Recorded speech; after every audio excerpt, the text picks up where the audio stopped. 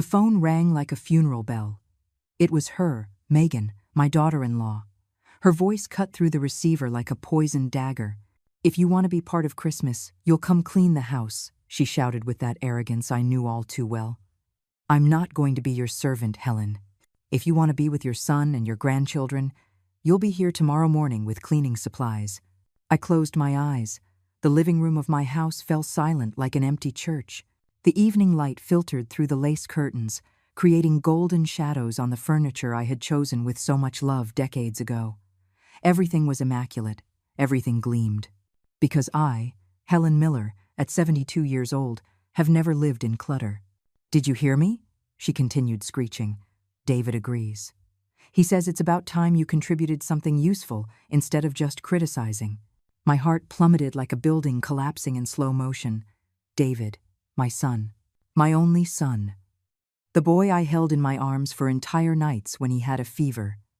The young man I applauded at every graduation. The man I hugged on his wedding day, believing he had found a good woman. "Besides," Megan continued, "this year dinner will be at our new house, the one we bought without your help, by the way. So if you want to see the children open their presents, you know what you have to do." Her words hit me like stones against glass. To see my grandchildren. Those beautiful creatures who carried my blood, who ran to me shouting "Grandma" every time they saw me. Now my presence was conditioned on me becoming their maid. "Well," she insisted, "are you going to come clean, or would you rather stay alone in your little old house watching soap operas?" Little old house. As if this house, where I raised my son as a single mother, where I worked double shifts to give him everything he needed, was something despicable. As if these walls, which held decades of love and sacrifice, were worthless. "Enjoy it," I replied with a calmness that surprised even me. "What did you say?" I said, "Enjoy it. Have a beautiful Christmas." And I hung up. The silence that followed was deafening. I sat in my favorite armchair, the green velvet one that had belonged to my mother, holding the phone as if it were a sacred relic. My hands were trembling slightly, but not from fear. It was something different. It was determination crystallizing in my veins, like burning ice. I walked to the window. The garden stretched out before me like a perfect postcard, the rose bushes I had planted with my own hands, the small stone path David had helped build when he was 12, the fountain where birds came to drink every morning. Everything was in its place. Everything except me and my own family's life. I went to my desk. I opened the top drawer and took out a cream-colored folder that had been waiting there for weeks. Inside, the plane tickets gleamed like golden promises.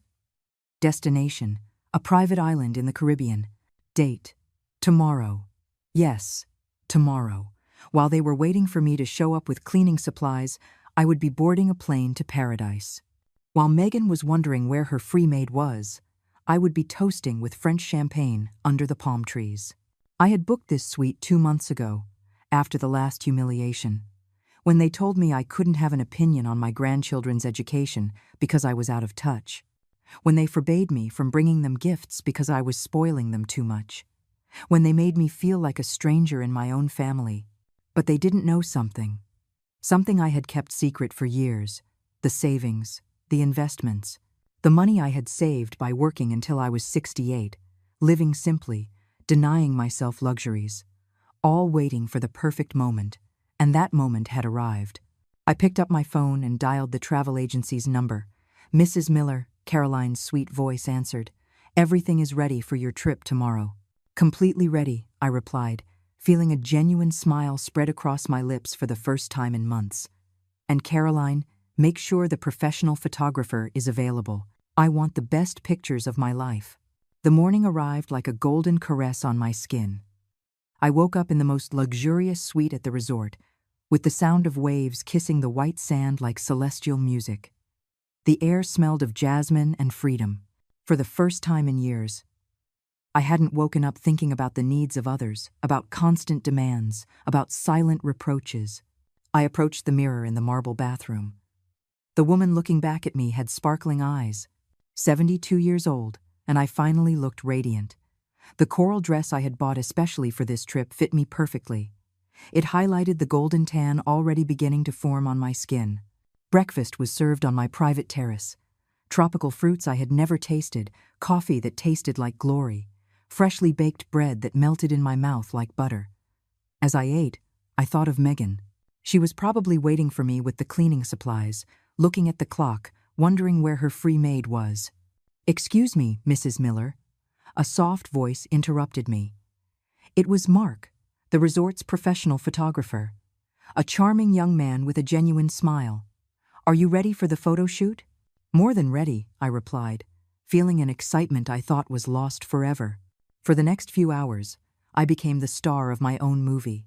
Photos on the beach, with the sun creating a golden halo around my figure. Photos in the infinity pool, with the ocean stretching to the horizon like an eternal promise. Photos at the gourmet restaurant, toasting with champagne that cost more than Megan's monthly budget. Every click of the camera was a declaration of independence. Every pose was an act of rebellion against years of making myself small, of accepting crumbs, of allowing them to treat me like an old, bothersome piece of furniture. "You have incredible energy," Mark told me as he reviewed the photos on his camera. "You can tell you're living your best moment." "That's right," I replied, surprising myself at how confident my voice sounded. "I am being reborn." As Mark captured my image in different settings around the resort, my mind traveled to the exact moment when everything went wrong. It had been 2 years ago, at a seemingly normal family dinner. David had announced that Megan was pregnant with their third child. I had jumped with excitement, hugging them, offering to help in any way I could. "That won't be necessary, Helen," Megan had said with that fake smile I knew so well. "My mother is going to come help me. She actually understands how to raise modern children." The stab had been directly to the heart. David had said nothing. He had just looked down, as he always did when his wife humiliated me. My silence had become an accomplice to my own destruction. "Mrs. Miller," Mark brought me out of my thoughts. "Could we take some photos on the private yacht? The captain says the sunset will be spectacular from the sea." "Of course," I replied, feeling the adrenaline of revenge run through my veins like golden honey. The yacht was a floating work of art. Polished wood, glass deck, interiors that looked like they were straight out of a luxury magazine. As we sailed through crystal-clear waters, Mark couldn't stop taking pictures. Me posing on the bow, with the wind moving my silver hair like silk. Me toasting with rosé champagne while the sun reflected in my glass like liquid diamonds. "These photos are going to be sensational," Mark murmured, clearly impressed. "Are you celebrating something special?" "My independence?" I replied without hesitation. After 72 years, I've finally learned that I don't need anyone's approval to be happy. In the afternoon, while enjoying a massage with aromatic oils at the spa, my mind continued to unravel the threads of the past. I remembered every humiliation, every exclusion, every moment they made me feel invisible. The Christmases where I arrived with gifts and was met with long faces. The birthdays where my presence seemed to bother more than delight. I especially remembered last year, when my grandchildren had performed in a school play. I found out by chance when I overheard David talking on the phone with his mother-in-law, inviting her. They didn't even mention it to me. I arrived as a surprise and saw Megan's mother occupying the seat of honor in the front row, while I had to stand in the back. After the play, when I went to congratulate my grandchildren, Emily had said something that broke my soul. "Grandma, why do you never come to our important events?" I didn't know what to explain. I couldn't tell her that her mother deliberately excluded me. I couldn't poison her childish heart with the bitter truth. The massage therapist worked the knots of tension in my shoulders as I remembered the straw that broke the camel's back. It had been a month ago when David had called me to borrow money. "It's for Megan's car, Mom. Hers broke down, and she needs a new one to take the kids to school." I had agreed immediately. I transferred the money without questions, without conditions, as I always had. But 2 days later, I saw on Megan's social media the photos of the new car, a brand new, fully loaded BMW that cost 3 times what I had loaned them. They had used my money as part of the down payment, but they had made me believe it was for something basic and necessary. That was the final betrayal. Not only did they lie to me, but they underestimated me, believing I was too foolish to discover the truth. The sun was beginning to set when I returned to my suite. The photos had already been edited and transferred to my phone. They were works of art. I was the star of each one, radiant, elegant, happy, a woman who had decided to write her own ending instead of letting others dictate it. I opened my social media app for the first time in months. I had kept my profiles practically abandoned, using them only to see photos of my grandchildren that Megan shared when she wanted to show off as the perfect mother. I uploaded the first photo, me on the beach, the coral dress fluttering in the wind, my silver hair shining under the sun, a genuine smile lighting up my face. The caption was simple but powerful. When life closes doors, build your own palace. Christmas in paradise. I posted it. My heart pounded like a war drum. The first likes started coming in like raindrops at first, then like a torrent. Friends I hadn't seen in years, neighbors, acquaintances from work, all commenting on how radiant I looked, how happy, how elegant. Helen, you look beautiful, living your best life. You are an inspiration. But I was waiting for other reactions, the ones that really mattered. I uploaded the second photo an hour later. Me on the yacht, toasting with champagne, the sunset painting the sky in shades of gold and purple behind me. My smile was pure satisfaction. The caption read, "Toasting to second chances and new beginnings. When you close a toxic chapter, life gives you blank pages to write your own happiness." My phone buzzed. A private message. It was from my older sister Susan, who lived in another city. "Helen, where on earth are you? David called me in a panic, asking for you. He says you were supposed to go clean Megan's house for Christmas dinner, and you never showed up." I replied immediately. "I'm where I should have been years ago, Susan, taking care of myself. But the children, what will they think when you're not there for Christmas? They'll think whatever Megan tells them to think, as always." There was a long pause before her next message. "Helen, there's something you need to know. Something I should have told you a long time ago." My heart sped up. "What is it?" "Last year, when they invited me to your oldest grandson's graduation and not you, David told me you had been very busy with your things and preferred not to go. I thought it was strange, but I didn't want to get involved. Now, seeing these pictures, I realize they've been lying to me too. The pieces of the puzzle began to fit together with crystal clarity. They hadn't just excluded me. They had manipulated the information so that other family members would believe I was the one pulling away by choice. "Susan," I wrote with trembling fingers, "how many times did they tell you I didn't want to go to family events?" "Many, Helen, many. And like an idiot, I believed them. I thought you had become bitter after Dad's death. Forgive me." I closed my eyes. The manipulation had been deeper than I imagined. Megan hadn't just settled for pushing me away from David and the children.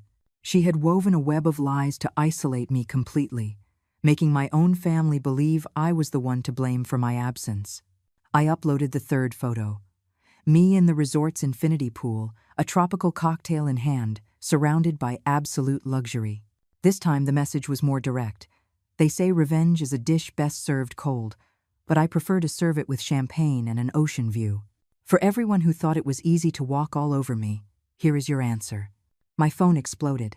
The first message was from Tom, my lifelong neighbor. "Helen, you look beautiful. Are you in the Caribbean? I'm so glad you're enjoying yourself." I replied, "Thanks, Tom. I've finally learned to value myself. You deserve it. You were always too good to everyone. By the way, did you know David stopped by your house this morning? He looked very upset. He was banging on the door like crazy, shouting your name. The image of my desperate son looking for me produced a strange mix of satisfaction and pain.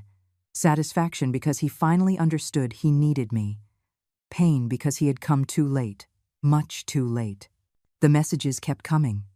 Juana, the housekeeper who had worked with me for years before retiring, wrote to me, "Mrs. Miller, what a joy to see you so radiant. I always knew you were pure gold. God bless you in that paradise." Juana, she really knew me. She had witnessed my sacrifices, my sleepless nights, all the times I stayed up caring for David as a child. She had seen how I worked double shifts to give him the best education, how I denied myself treats so he could have everything he needed. "Dear Juana," I replied, "thank you for always being loyal. You know better than anyone what I gave for my family." "I know, ma'am. And I also know how badly they've treated you. I've seen how that woman speaks to you when she thinks no one is listening. You don't deserve that abuse. Those words were like balm to my wounded soul. Someone else had been a witness. I wasn't crazy. I hadn't imagined the slights. I uploaded the fourth photo, me dining at the resort's most exclusive restaurant, with lobster and caviar, surrounded by absolute elegance. The message was devastating. Christmas Eve dinner in paradise. Thank you to everyone who taught me that I deserve much more than what they were offering. Sometimes the best lessons come from the worst teachers. And then, what I had been waiting for happened. My phone rang. It was David. I didn't answer. It rang again. I let it ring. A third time. Silence. A text message arrived. Mom, please answer. Where are you? Megan is hysterical. The kids are asking for you. Please, come home. I didn't reply. Another message. Mom, I know you're upset, but it's Christmas. The family should be together. The family should be together. What irony. Now that I wasn't available to be their doormat, they suddenly remembered we were family. One more message. I saw your pictures. They look amazing. How did you pay for such a luxurious trip? There it was. The real question. They weren't worried about my emotional well-being. They wanted to know where the money had come from. Because in their minds, I was the poor old woman who depended on their occasional charity. I finally decided to reply. David, the question isn't how I paid for this trip. The question is why it took me so long to realize I deserved it. Mom, I don't understand. Please, explain what's happening. What's happening, my son, is that your mother got tired of being treated like a servant in her own family. What's happening is that I decided to celebrate Christmas with someone who truly values me myself. There was a long pause. Then, but the children. Mom, they need you. The children need a grandmother who respects herself, David, not one who accepts crumbs out of pity. My phone began to ring frantically. Call after call. David, unknown number. David again. Another unknown number. I didn't answer any of them. The messages multiplied like a virus. David pleading. Megan furious from friends' phones, distant relatives asking what was happening. But I was at peace.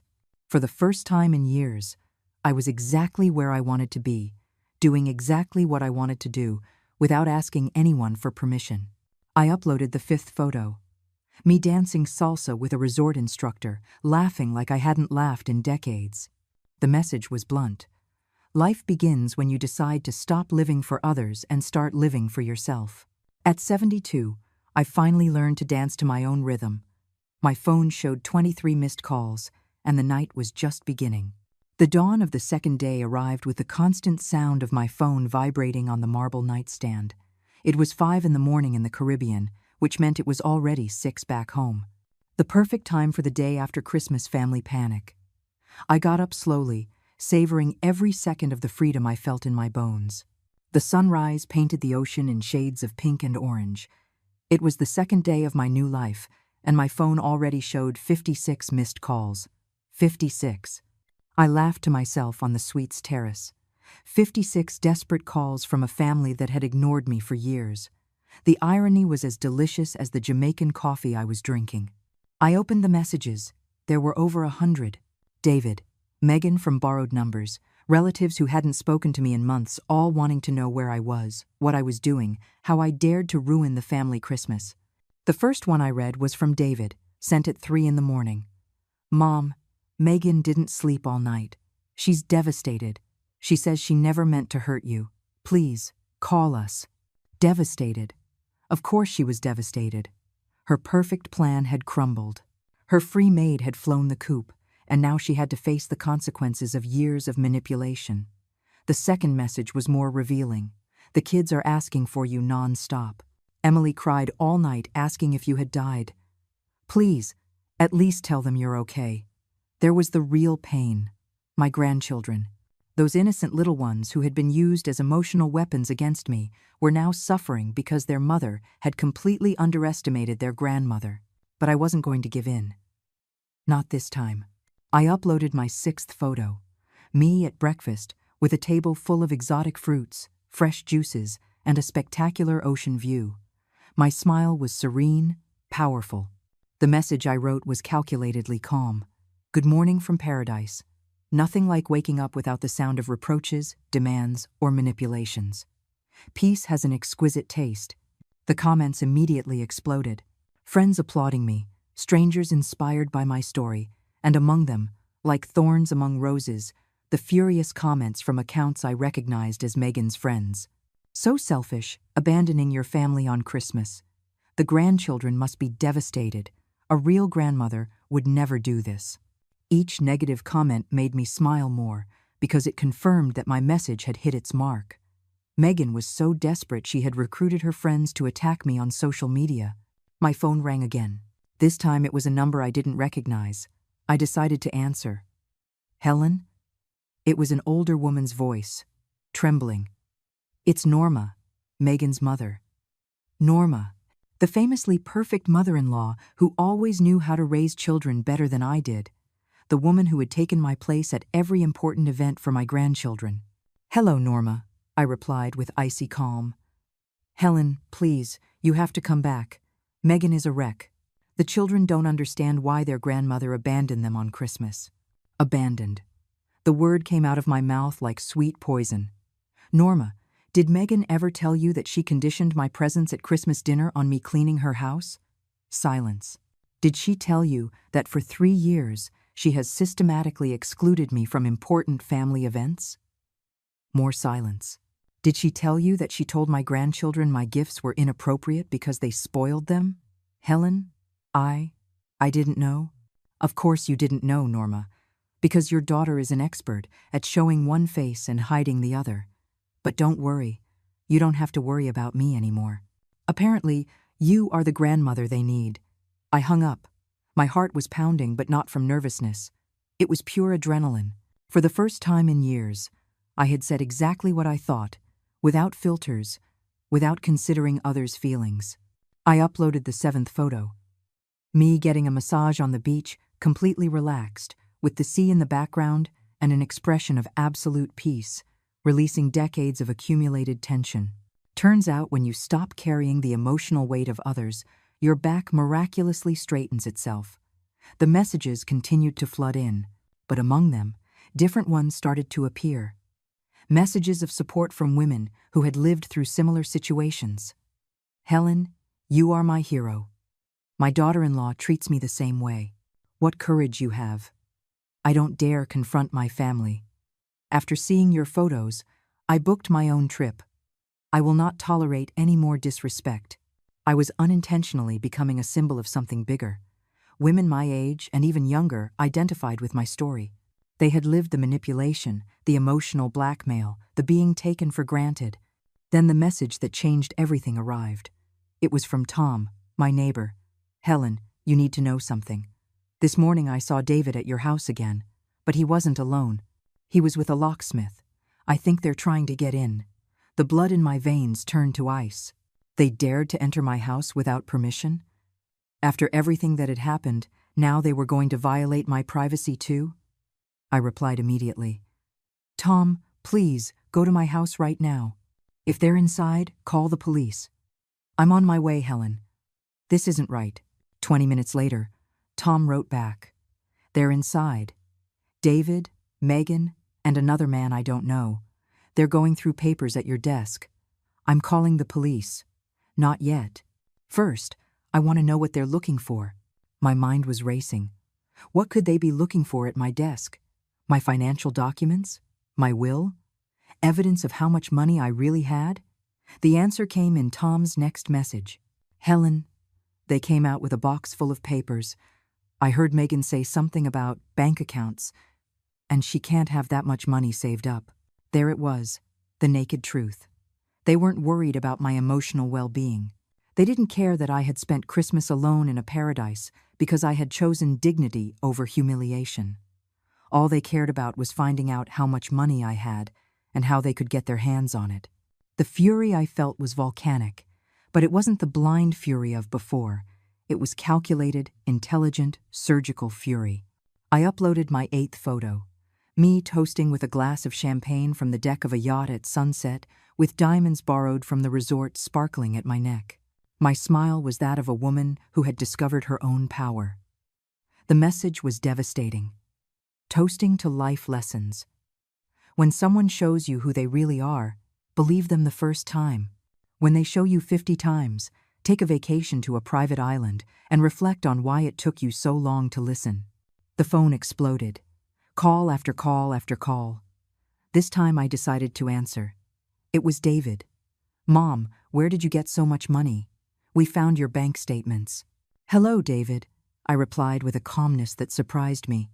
"How about we start by talking about why you broke into my house without permission?" We were worried. We thought something had happened to you. "And that's why you violated my privacy by going through my financial documents?" A guilty silence. "David, do you know the difference between you and me?" "What?" "When I'm worried about someone, I call them on the phone. When you're worried about someone, you check their bank accounts." "Mom, it's not what you think." "It's exactly what I think, son. And you know what's saddest of all?" "What?" "That it took me 72 years to realize I had raised a son who sees me as a walking inheritance instead of his mother." And I hung up. My phone continued to ring for hours, but I was no longer listening. I was planning my next move. Because this was no longer just about a revenge vacation. This was war. The third day dawned with a mental clarity I hadn't felt in decades. As I drank my coffee facing the ocean, my phone rested silently for the first time since this personal revolution had begun. I had put it on airplane mode overnight. I needed to think without the constant interruptions from my desperate family. When I finally turned it on, there were 127 new messages and 34 missed calls. But this time, amidst the chaos of pleas and reproaches, there were different messages that changed everything. The first was from Susan.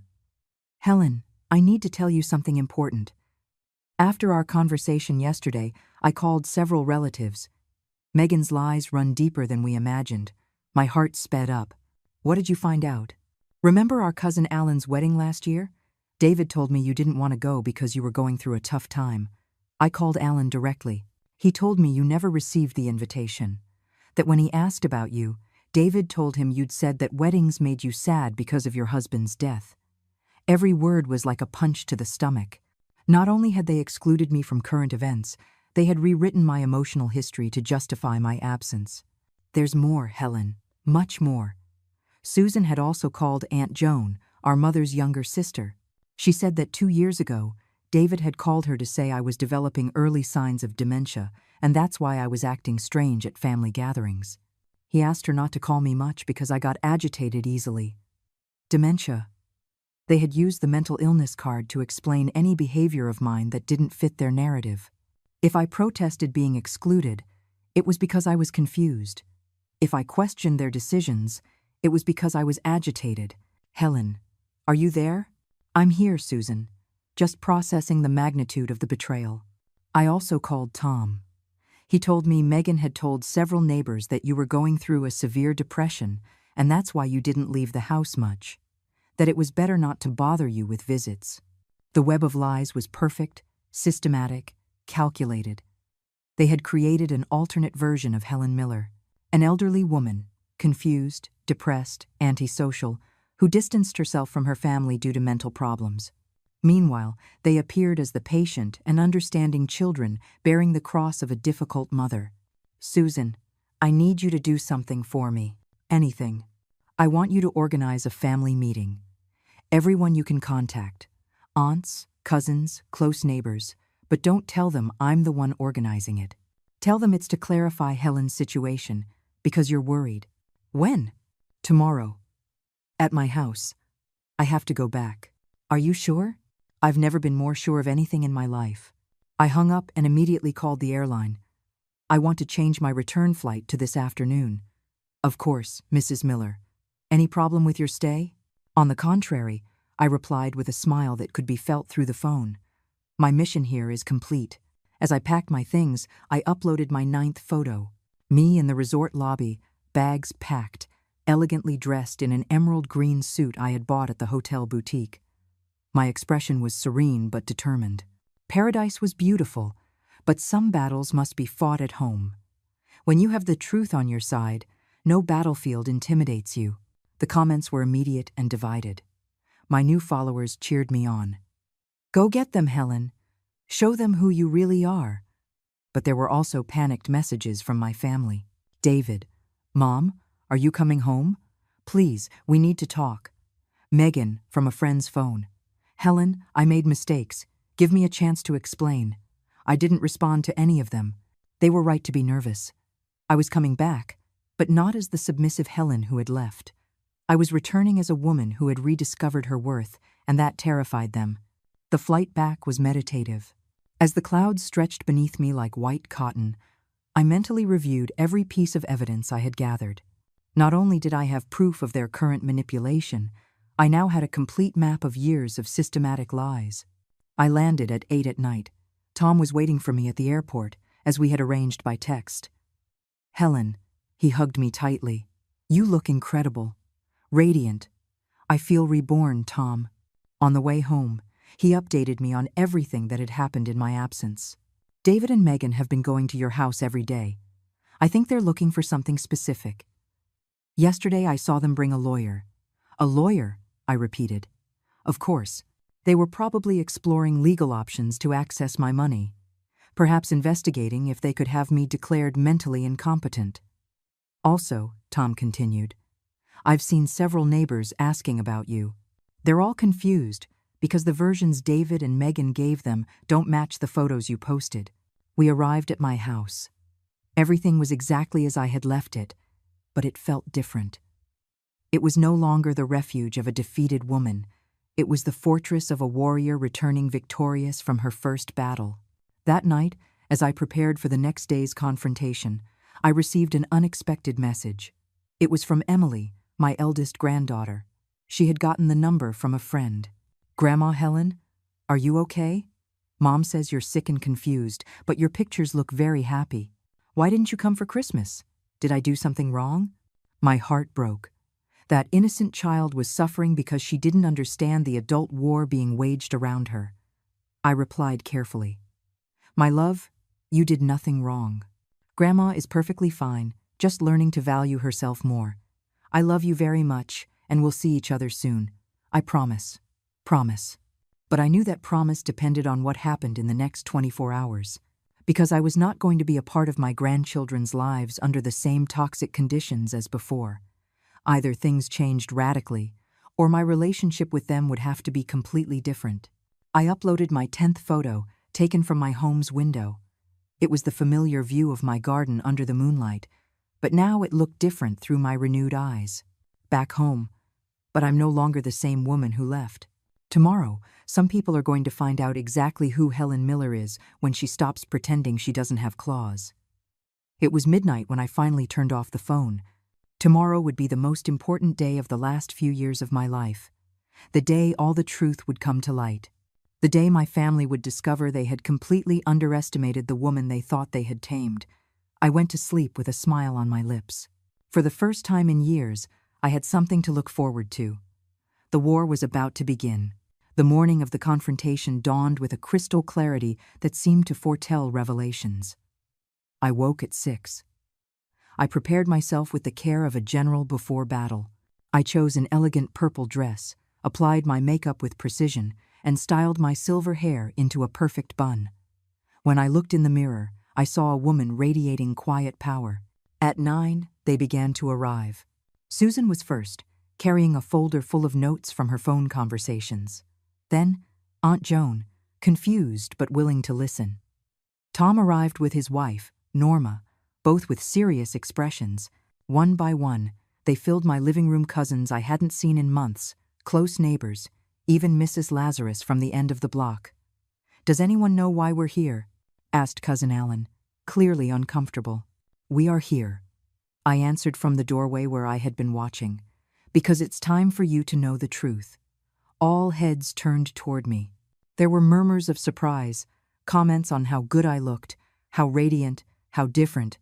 Helen, said Aunt Joan, getting up to hug me, it's so good to see you. David had told us that you. What exactly had David told you? I interrupted gently. Well, that you were going through a difficult time, that you preferred to be alone. Interesting. I moved to the center of the room. Does anyone else have similar versions of my recent mental state? Glances began to be exchanged. Cousin Paul raised his hand timidly. They told me you had early signs of dementia. And you, Alan, that I had developed severe depression after your uncle's death. Mrs. Lazarus, that I had become antisocial and didn't want visitors. Each answer was like a piece of evidence presented to a jury. The expressions in the room began to shift from confusion to gradual understanding. Very interesting, I murmured, pacing the room like a seasoned prosecutor. So, according to my son and daughter-in-law, I am an elderly woman with dementia, depression, antisocial tendencies, and who systematically rejects important family events. Susan stood up. Helen, tell them what really happened. Oh no, I replied with a smile that didn't reach my eyes. First, I want them to get here. As if summoned by my words, the doorbell rang. Tom peeked out the window. It's David. He's with Megan. And that's a lawyer. Perfect. My voice was pure satisfaction. Let them in. Tom opened the door. David entered first, followed by Megan, who looked pale and nervous, and a man in a suit who was clearly the lawyer. When they saw the living room full of relatives and neighbors, they stopped short. What is this? David stammered. This, my dear son, is what's called an intervention. But not for me, for you. Megan clung to David's arm. The lawyer muttered something about it being better to come back later. No, I said firmly. Stay. Especially you, Mr. Lawyer. You'll want to hear this. I moved to the center of the room, where everyone could see me clearly. The morning light streamed through the windows, creating an almost spotlight effect on my figure. For the past 3 years, I began in a clear, powerful voice. My family has portrayed me to all of you as a mentally unstable, depressed, antisocial, and difficult to manage woman. They have justified my absence at family events by saying it was I who rejected the invitations. The gazes shifted to David and Megan, who looked like they wanted to disappear. The truth, I continued, is that for these 3 years I have been systematically excluded, manipulated, and humiliated. The truth is that 3 days ago, my daughter-in-law called me to demand that I come and clean her house if I wanted to participate in Christmas dinner. There were gasps of shock in the room. Susan, I said, turning to my sister, could you share what you discovered yesterday? Susan stood up, opened her folder. David told Cousin Alan that Helen had rejected the invitation to his wedding because weddings made her sad. Alan confirmed to me that Helen never received an invitation at all. That's a lie, David shouted. It's also a lie, I interrupted him, that you broke into my house without permission to go through my financial documents. The silence was deafening. The lawyer shifted uncomfortably. Tom? I continued. Could you confirm what you saw? Tom stood up. I saw David, Megan, and this gentleman entering Helen's house with a locksmith. I saw them leave with a box full of papers. I heard Megan mention bank accounts. We were worried. Megan finally shouted. We thought something had happened to you. You were worried about my well-being, I retorted in a glacial voice, or about finding out how much money I have? The question hung in the air like a bomb about to explode. Because you see, I continued, addressing the entire room, it turns out their concern wasn't for my mental or emotional health. Their concern was because a 72-year-old woman had managed to save for decades by working until she was 68, living modestly, investing wisely, and they believed they had the right to manage that money. Aunt Joan stood up. Helen, are you saying they've been lying to all of us about your mental state to justify isolating you? Not just that.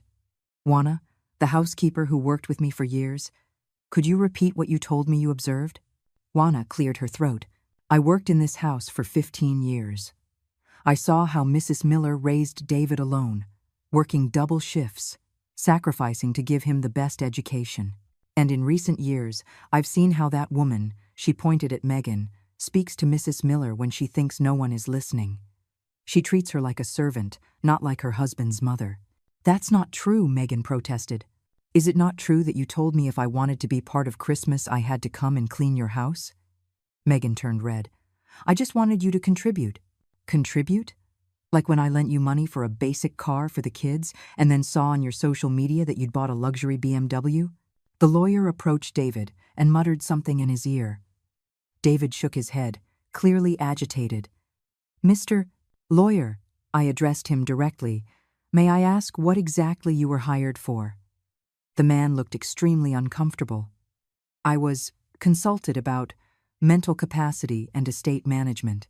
Ah, my smile was fierce. Mental capacity. They wanted to have me declared incompetent to manage my own resources. "No, Mom," David shouted. "We just wanted to make sure you were protected." "Protected?" My voice rose for the first time. Protected from whom, David? From my own decision-making ability? From my right to choose how to spend my money? From my right to say no when I'm treated like garbage? Tears began to stream down my cheeks, but they were not tears of sadness.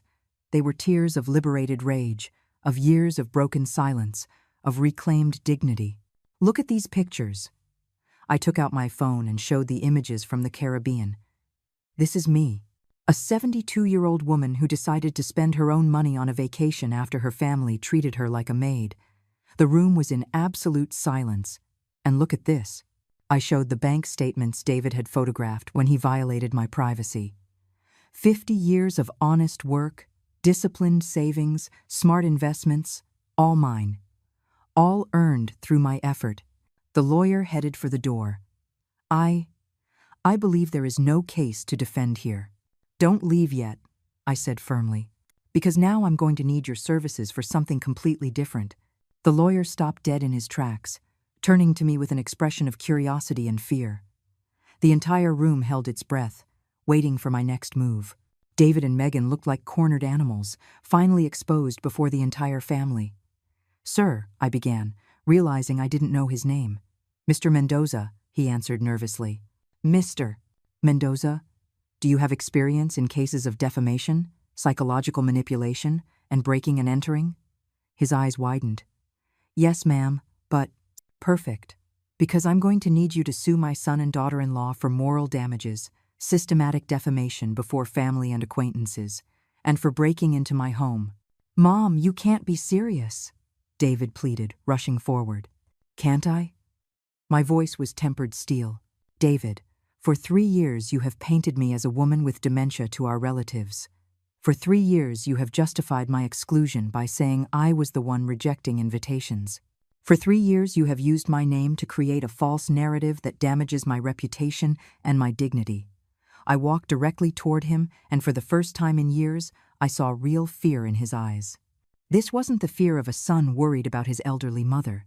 This was the fear of a man who knew he had been caught in his lies.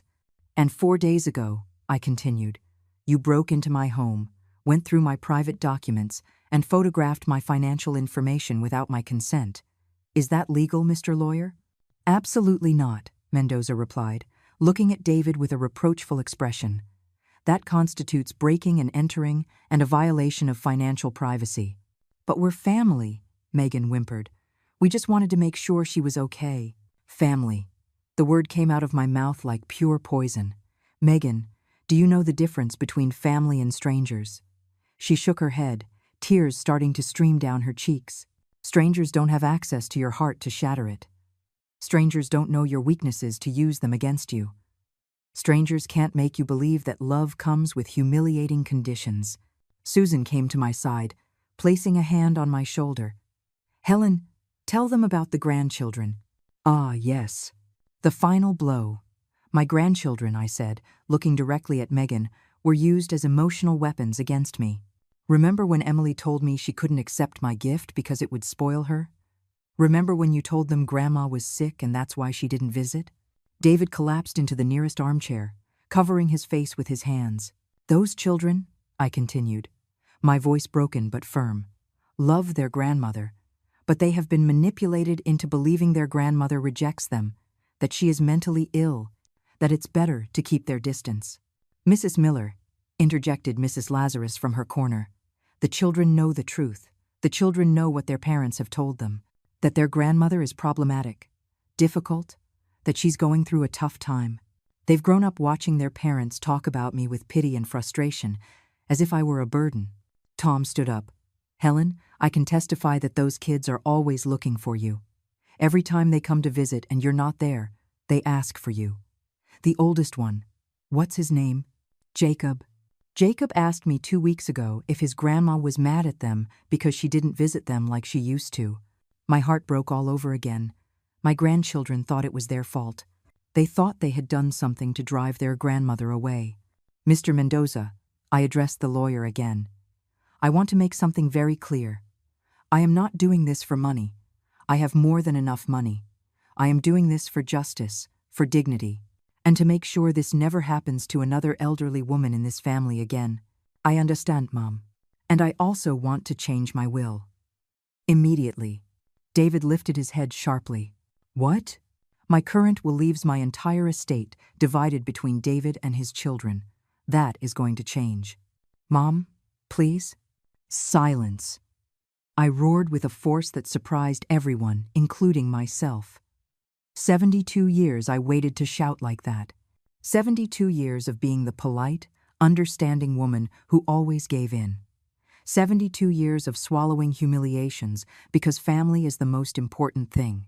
The echo of my voice bounced off the walls. No one moved. No one breathed. But family, I continued, my voice calmer but no less intense, is not who shares your blood.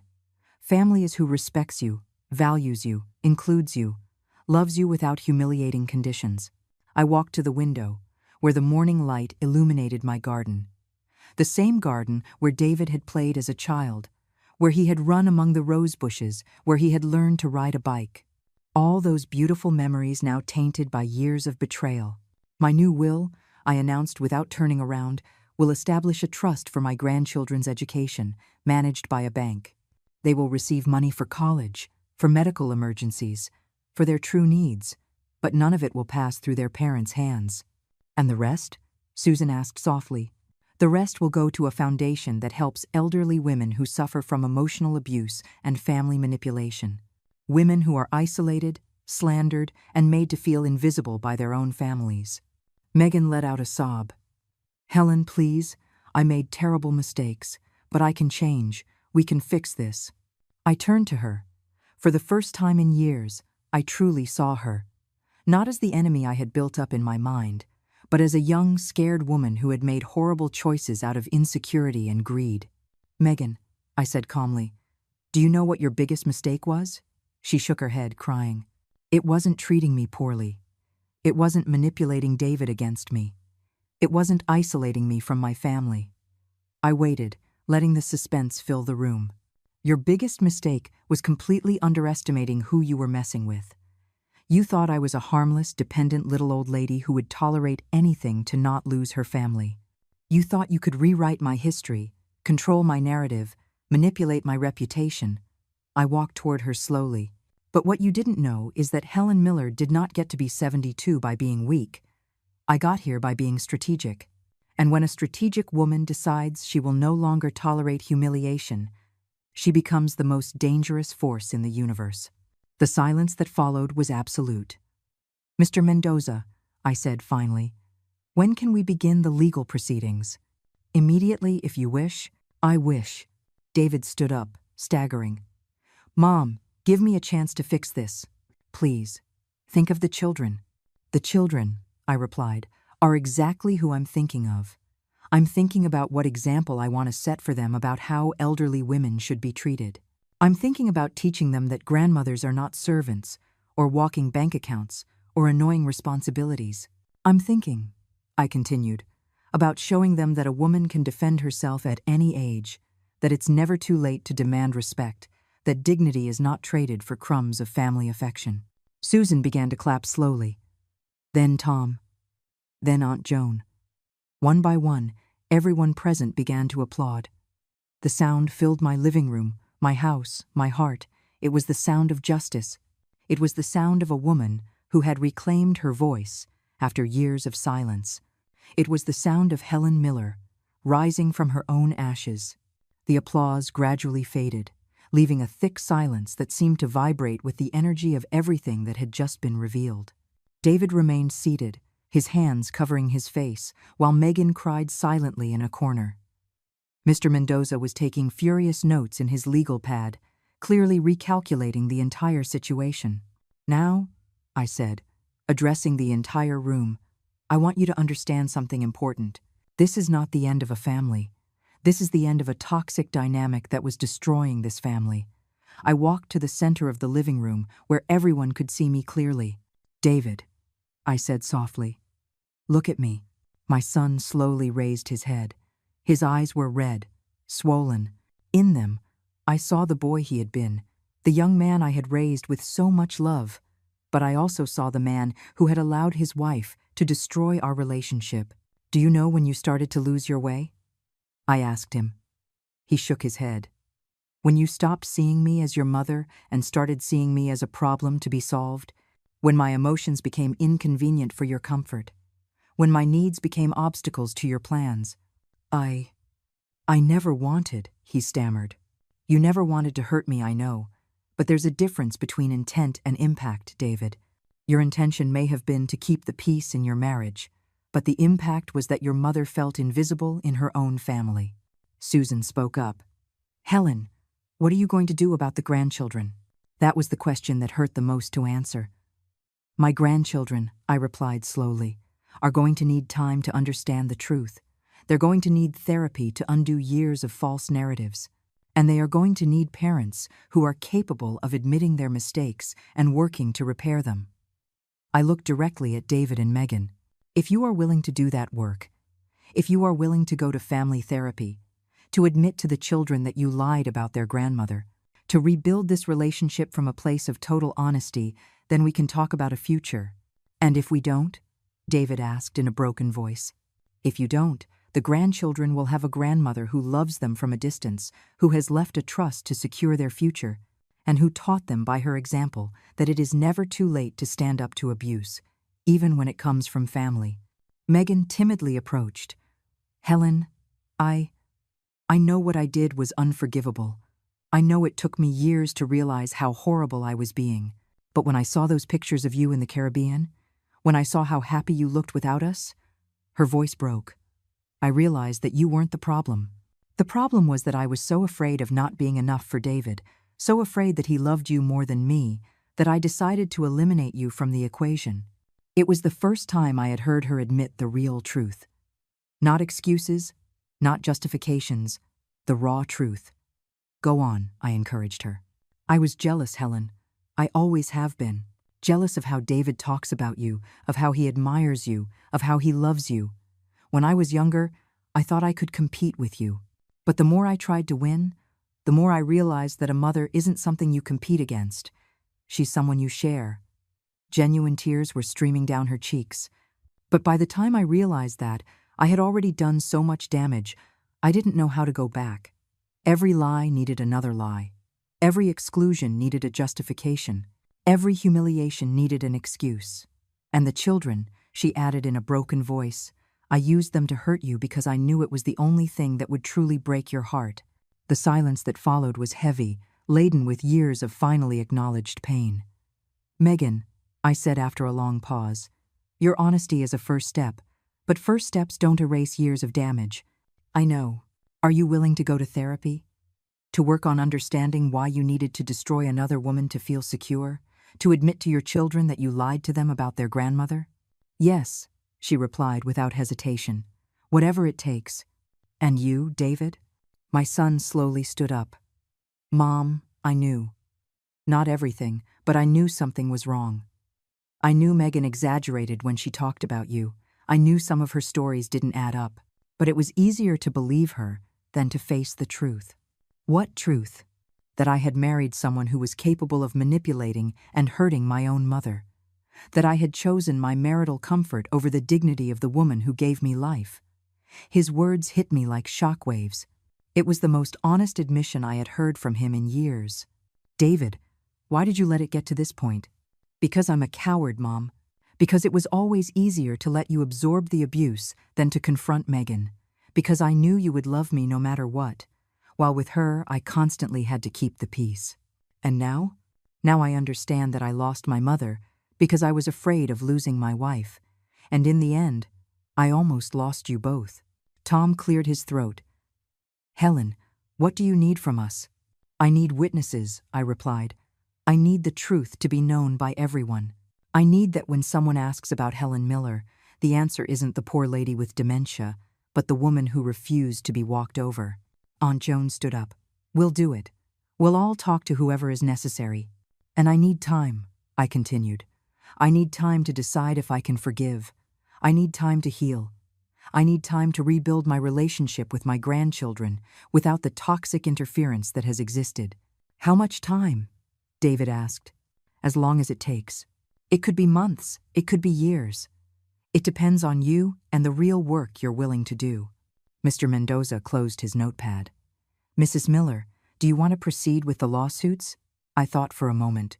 Would legal revenge be satisfying, or was it what I really needed? Miss Mendoza, I'm going to make the lawsuits conditional on the fulfillment of certain requirements. Which are? David and Megan must start family therapy immediately. They must have an honest conversation with the children about the lies they told about their grandmother. They must make a public statement acknowledging they slandered my character.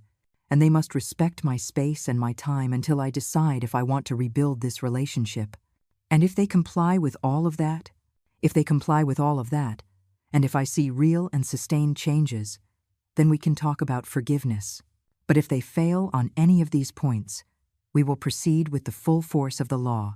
David nodded vigorously. We'll do it all, Mom. Everything. Don't tell me, I replied firmly. Tell your children when you explain to them why their grandmother wasn't at Christmas. I walked to the window once more. The sun was high now, bathing my garden in a golden light that made everything look renewed, fresh, full of possibilities. There's one more thing, I said without turning around. What? Asked David and Megan in unison. The next time you want to know about my money, my plans, or my mental state, you ask me directly.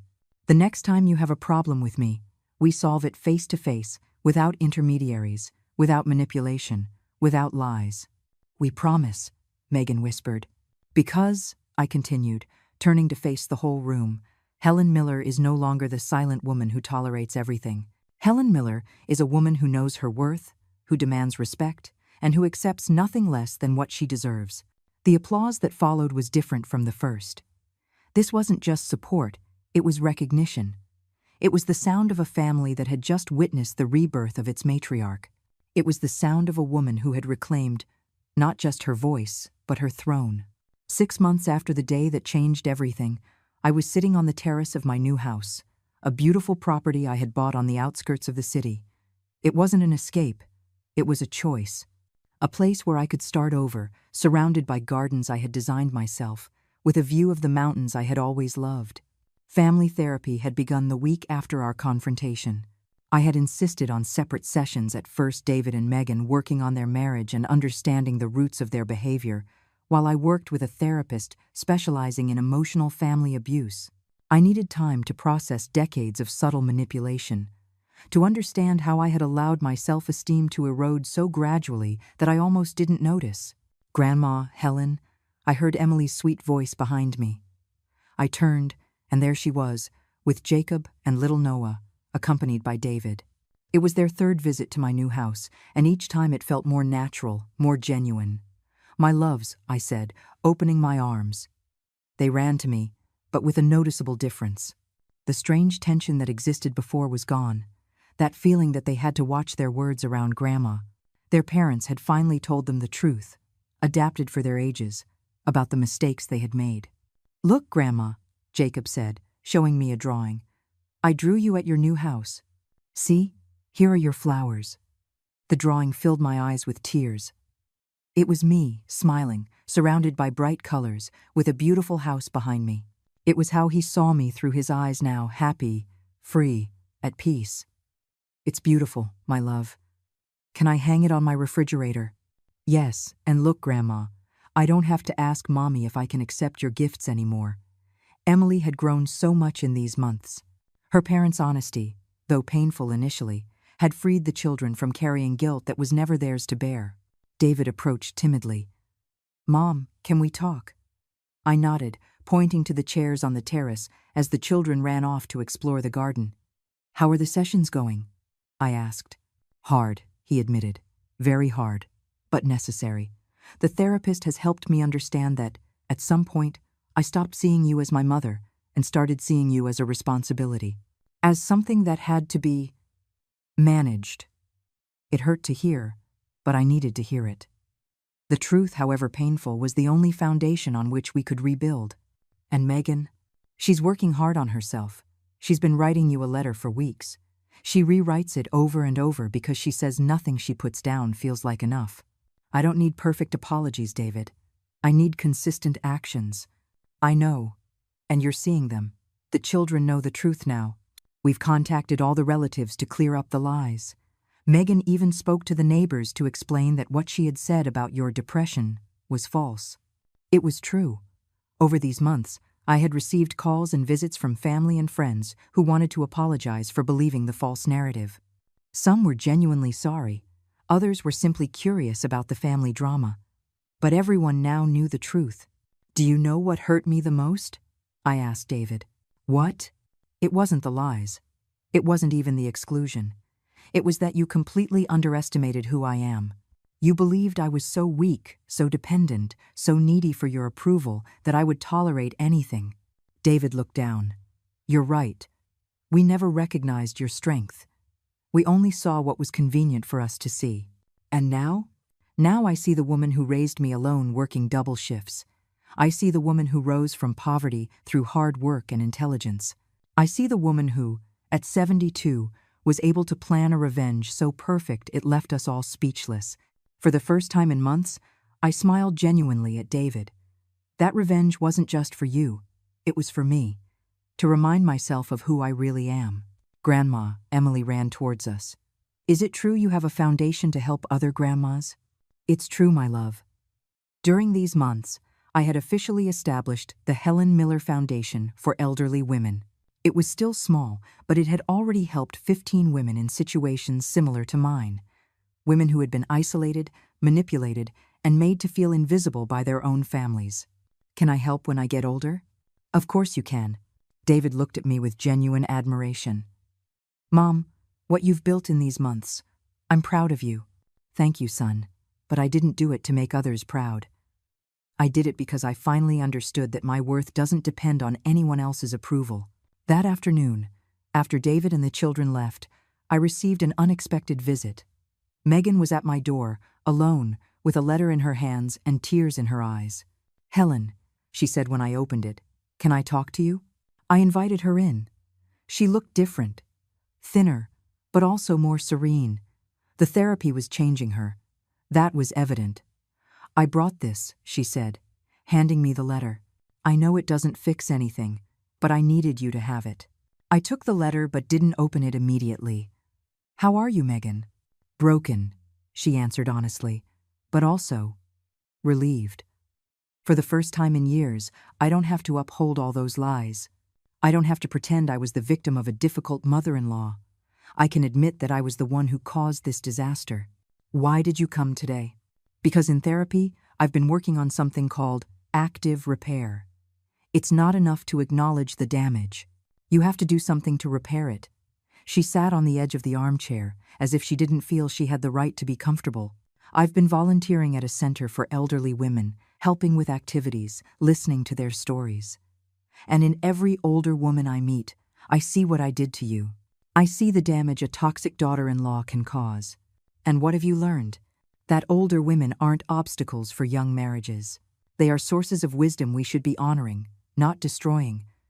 That a mother-in-law isn't competition, she's a gift. And that I wasted years of a relationship that could have been beautiful because of my own insecurities. I opened the letter.